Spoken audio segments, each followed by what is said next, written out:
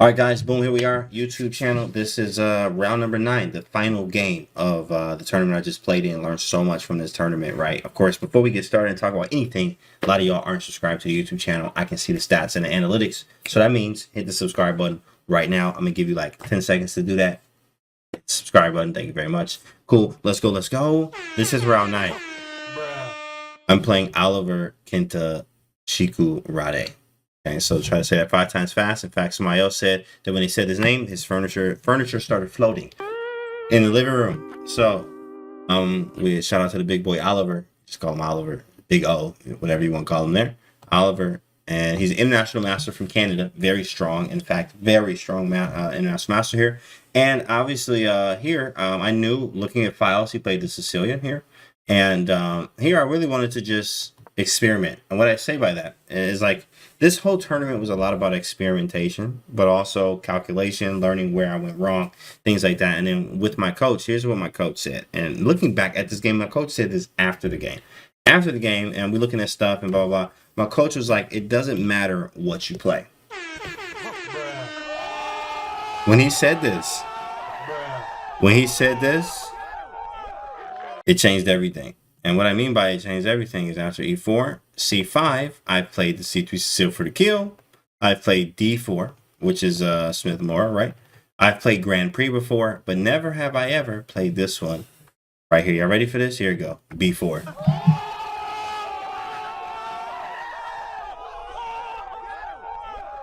Over the board against the international master, right? Over the board against the IM. b4. And hit the clock and sit there and just stare at him. b4, right? I played b4. Now, of course, and like I said before, after this, during, I can't tell you right now, I mean, shoot, when I was playing this game, I was definitely like, I cannot believe I'm playing b4 right now, and I don't know what's about to happen. I have no idea what's about to happen, but I'm playing it. Whatever, it is what it is, you know. And then after the tournament, it was really good to hear from my coach to say that it doesn't matter what opening you play. Now, in fact, there is some meaning to that. Not that it doesn't matter. You can't be out here playing b4 move 1, right, and etc. There's things that, you know, you can't just really play. But what he's saying is basically gambits are playable over the board. There are many things that you think that aren't playable OTB that are very OTB playable at all levels until you reach in a certain level, like the big dogs, which is, you know, 2700. That's a little bit different there. You ain't gonna be able to get away with this stuff, at least not all the time. You can start using things for surprise weapons and etc. With that being said, I played b4 here. He takes it. C takes, right? I go with a3 and d5. And here, you know, this opening choice I really like here. And all of my openings now, all of them are now, I'm only studying things that fit my style. I'm only studying things that fit my style, like Grandfather Tao says, and etc.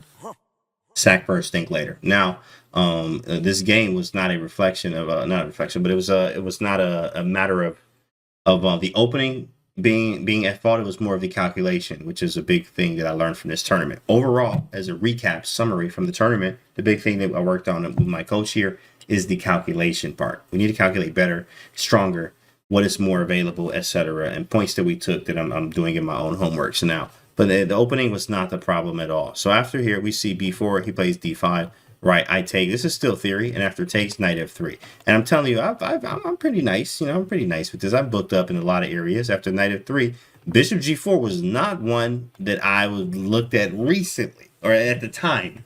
At the time, like I would say, when this game was played, I was not that familiar with bishop g4 here. And here's the thing about the wing gambit, guys. You have to play knight f3 because if you take on b4, you immediately lose. You can just sign a score sheet, right? You can play b4, clap it up, or you looking all cool, like, oh, he played the wing gambit. Awesome, right? And then, you know, he resigned on move 5 after this check happens, and you're lost immediately, right? Trying to play some wing gambit out here and looking absolutely crazy on national television. So you have to play knight f3 here. That's how gamers get a bad name, correct, right? So you have to play knight f3, stopping that. And after bishop g4, reintroducing the threat of takes and check. Well, I take on b4 anyway and said, go for it.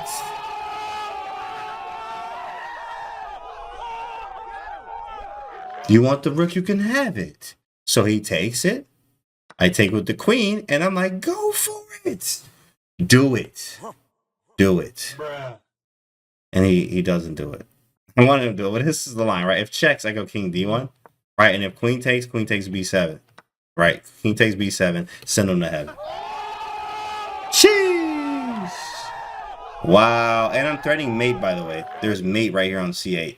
This is mate. So if you do anything crazy, if you think wrong, if you breathe wrong, you get mated on c8. I'm also getting my rook back as well, right? This is very bad for black here. So if you try to take the knight, obviously knight, right? GG, start a new one. So very beautiful here. So he takes my queen. We take, and then we have this strange structure where, like, I got double pawns, but I got 2 bishops, and it's an open game. And I love an open game. I have 2 bishops. I got an open G file, open A file. This is my kind of game. Open games, right? Now let's move forward. He goes E6. I go bishop B2 just to pressure him on the G file here, pressure him on the diagonal. He goes knight E7. I develop, because you need to develop your pieces. Knight to C3. Engine liked, what did they like here? They like the B5 right now, which is definitely a move. It just restricts them, but I wanted to keep the B5 alive, B pawn alive for other stuff. So knight C3, he puts knight B to C6, and then I go B5, hit the pawn, or hit the knight, obviously, and then knight D4, and now we have 2 pawns hanging. 2 pawns are hanging here. What did you do, chat? What do you actually do in this position? It is white to move. What do you do? Castle long from DB. So, the brilliant move. That was in round 7. I would castle knight to D5. Another one for castles long. Sinus Groshi realized you didn't need to. King D1. Another one for king to D1. Very nice here, chat. In fact, king d1 is best. Castling, I'm not the biggest fan of, because my rook is supposed to be over here with the b file. So now that I've abandoned this doesn't look good at all. My rook literally went from an open file to an unopened file. Like you literally just undeveloped your rook. Like you just undeveloped it, literally, in one move. So castling does not work. King d1 is very possible. It avoids the check, but here's another move that you guys missed here. This is what I play here. And I played, not automatically, but this was the move I played. I played rook a4. Yeah, let's go. Let's go, big fella. I dare you to take something, right? Because if knight takes that, and knight takes c2, well, I mean, that's GG. Like, right, the knight's trapped. The knight's literally trapped, right? So, you know, my best defense is offense. That's the lesson there, right? Shout out to Grandfather Tao. After knight takes c2, king d1, I trap the piece. If knight takes f3, I can go king e2. Now the knight's weirdly, you have to go somewhere weird, right? And no matter where you go, I can go bishop g2. You can't go knight h4. So if knight e5, I can go bishop to g2 or even b6 right now. But I really was feeling bishop g2, hit the pawn, and then go here. So literally out of nowhere, I mean, all of my pieces are developed. Everything is developed, right? This is a beautiful position. Absolutely beautiful. Absolutely beautiful. Look at everything still in the back rank here. Like, I'm literally about to just take these pawns and queen this one and win in like 12 moves, it feels like, right? You know, it feels like easy here. I mean, rook a4 was real strong, wasn't it, Quantum? I was very proud of this move, rook a4. He goes knight e to f5. Not only bringing the knights out, but getting the bishop out as well. What does the computer say? Computer loved it. That was move number 2. Move number 1 was actually king d1, right? That's what they like, king d1 the most. But rook a4 I liked because I was hitting the knight. I make him do something. And then knight e4, right? So I'm making him do something. I'm always a fan of making my opponent make moves, do something, right? So I'm attacking the knight. He goes rook to d8, right? Because if I take on a7, right, this looks kind of crazy because, like, I mean, this is just not the most fun. I still could take it, but I didn't. I wasn't a fan of it. So I play king d1 just to get out of the line of checks. I still can take on a7. He takes on f3. I take on f7. He goes bishop d6. We get this position right here. Look at this, guys. Right now, after castles and bishop e2, knight 3 to d4, and I think right here is like +3. Guys, I am +3 right now. I'm crushing.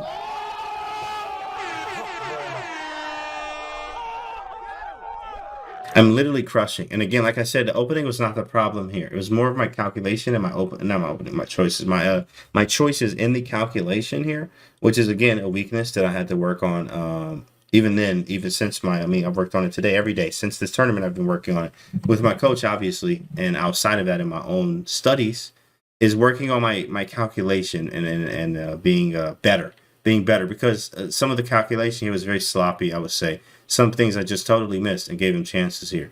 Right, but this basically, to say the least, this is just a win. This is just a win, guys. This is literally just a win. And, you know, you can mess this up. Let's see what happens. Bishop d3, he goes bishop e5, right? I go knight c5. Now, engine like c3 here. I was very afraid of pushing the c pawn because I didn't want to give the pressure here and have to force my king here. Force my king and stuff. c3 the engine likes. I went knight to c5, right? My idea here is to go knight d7. I'm making more threats. He goes knight d6. I go rook d7, ready to trade. He finds knight f3, which I'm like, okay, cool. I don't want to take on e5.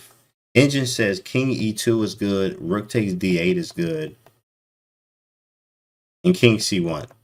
And again, guys, I thought a little bit too... I didn't think long enough here, number one. Number two was the calculation.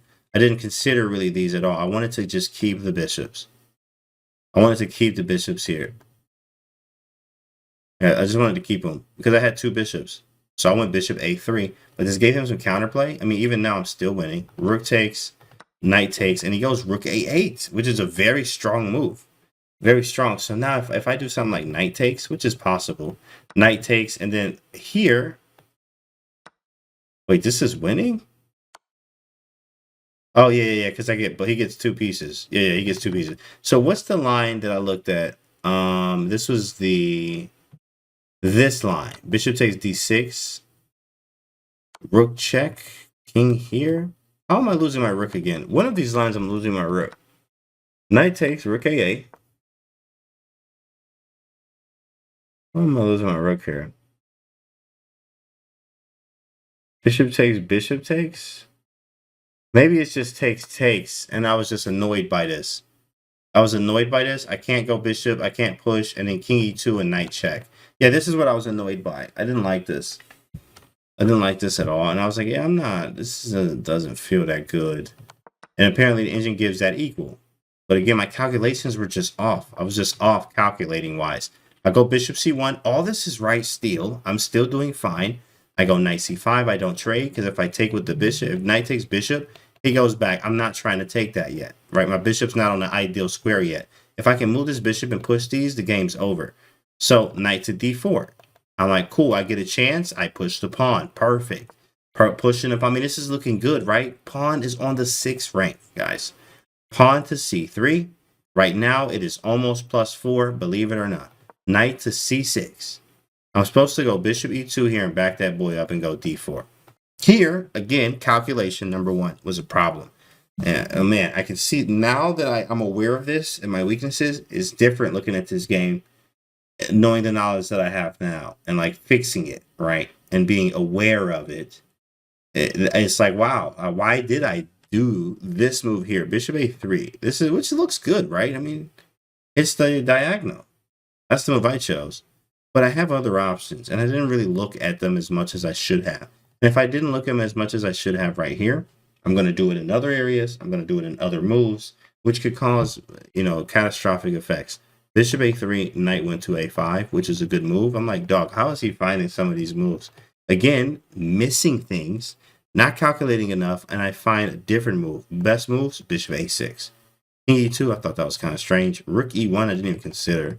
But again, that's something I should be working on, obviously, is what I'm working on. Consider these type of moves. Rook e1, maybe even f4, which I did consider. Bishop a6, I didn't. I went knight e4. Knight e4, and there's like another 30 moves from here. What's up, Tanae? What's a good joke? Knight e4 with the pin, right? I'm trying to trade a little bit. He takes on e4. I'm like, ugh. Okay, knight takes e4 happens. If I take on e7, this is still playable, but like, because I do have a passed pawn, and like, but then now I'm looking drawish here, and I'm not trying to really draw. Because I know I'm doing good in this position. Bishop takes e4, he goes rook d7, and here I froze. I thought I messed this up, which in fact, thinking that I messed this up makes me mess this up in a way, because I didn't find the right sequence. What I'm supposed to do here is king e2, or king c2, literally any king move, in fact. I didn't like that though. So let's look at king c2 and knight c4. So you let him take it. See, this is the problem. You have to let him take with check, which is really hard to do. And you have to calculate this. But of course, beforehand, I shouldn't have let him get this much counterplay anyway, which was on me. It was definitely on me with calculation. You have to be very critical. I was off calculating wise. How do you get better? You get better. You get better. Yeah, it looks too much, Fingy. It looks like too much. After rook d7, I chose this line thinking I had this. And I also, bishop c5 makes it completely basically equal. After bishop c5, he goes knight b3. I go bishop e3. And right here, I'm thinking everything's fine, right? Because I'm like, oh, everything's fine. Again, calculation. If you do a mess up once early in the game, calculation-wise, you probably going to take that same calculating way you're messing up. You're not fully calculating, 100% calculation. Like my coach says, you're not actually improving. Like, you're not doing good, you know. You're going to use that. It's going to happen multiple times in the game. Pawn is hanging. Oh, yeah, you could take on c3. Absolutely. Great job, Chad. Great job. That's beautiful. Great job. And then king c2, I'm going to stare at you. Bruh. Garbage. Oh, okay. Thank you. I appreciate it. I appreciate it. That's what I was waiting on. I was waiting on that. But, and this is what I saw. He took on d2. So it's immediately. As soon as he took on d2, I'm thinking game's over, right? Because after takes, I thought he was going to go bishop c3. But again, calculation, right? You have to really work on the calculation parts of your game. I mean, in fact, the most important part of your game, and this is, again, I learned so much from my Russian chess coach, bro. He was like, the most important thing of your game, you guys too, is the calculation. You have to be very, very good and accurate at your calculation. If it's off, if it's wrong, you can lose. In this case, bishop takes c3 was the move I was looking at, but he has bishop to f4.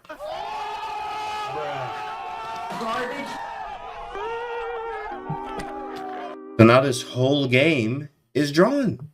It's drawn now. It's a draw. It's a draw. And now it's me fighting for a little bit more equality, actually.